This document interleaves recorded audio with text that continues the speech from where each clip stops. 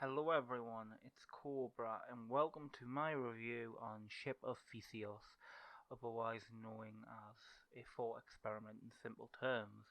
Now this is a very slow burn philosophical film about three different people's lives brought by and affected by medical advances. It's an interesting look into that kind of world. It's very philosophical, and the stories can either be hit or miss, in my opinion. I enjoyed the first one. I think the second one was the best, but the third one failed to capture my interest at all, really. The kidney one, but it's very much. It tries to be a thought-provoking film, and in its aspect, it does work. But I feel that its 2 hour 20 runtime is perhaps a bit long for what it is trying to accomplish. I don't think that it was needed. I feel like they could have shaved off maybe 20 minutes or 30 because throughout a lot of the film I did find myself often bored, but throughout other parts of the film I found it very enjoyable, thought provoking and interesting. So there was an interesting, I suppose, balance in there, and that's what this film's really about, is balance.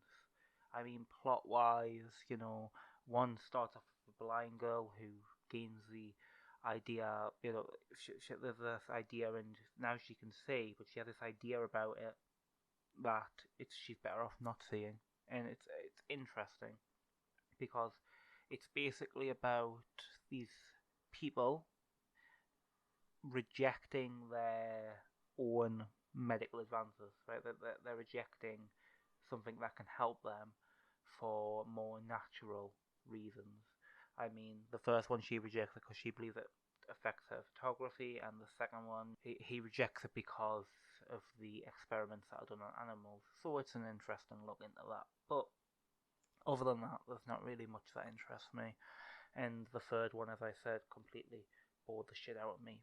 But cinematography, it's interestingly shot. I mean, there's some interesting lighting, interesting shots, particularly in the first story, because in the first story it's all about photography.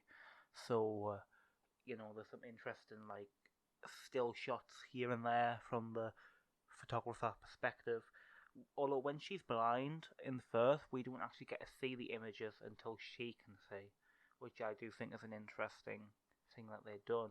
Cinematography was good, but I wouldn't say it was fantastic. I mean, some definitely fantastic shots, but overall, as a premise, like as executed, I should say, I don't think that every shot was up to the standard that it could have been.